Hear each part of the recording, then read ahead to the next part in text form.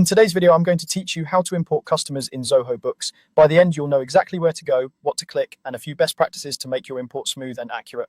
First, open your browser and go to books.zoho.com, then sign into the correct organization if you manage more than one. It helps to have your customer list ready in a CSV or XLSX file with clear column headers like customer name, company, email, phone, and billing or shipping address.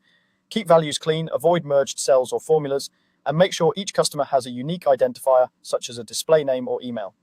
Once you're in, look to the left sidebar and click Sales to open the Sales features. Inside Sales, click Customers to open your customer directory. This is where the import tool lives and where all imported records will appear. On the Customers page, find the three dots menu, often labeled More Options, and click it.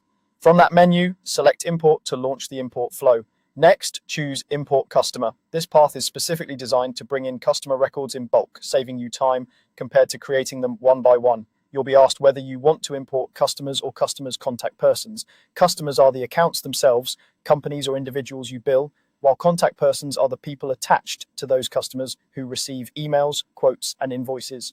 Pick the option that matches your file so the fields map correctly. Click Continue to move ahead. Now click Choose a File and browse to your prepared CSV or XLSX. If you're unsure about your column setup, a good tip is to first download a sample template from Zoho Books in a separate tab and mirror its headers in your file.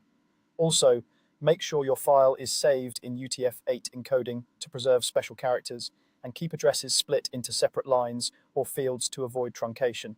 After you've selected the file, click Next. On the next screen, Zoho Books will attempt to map your file's columns to the right customer fields. Take a moment to review each mapping, adjust anything that doesn't align, and skim the preview for odd spacing, missing names, or misplaced emails. If duplicates might exist, look for the option to define how they're handled, skipping, updating, or creating new records based on your needs. When everything looks correct, proceed to complete the import and review the final summary to confirm your customers were added as expected. That's it. With these steps and tips, importing customers into Zoho Books is fast, reliable, and repeatable.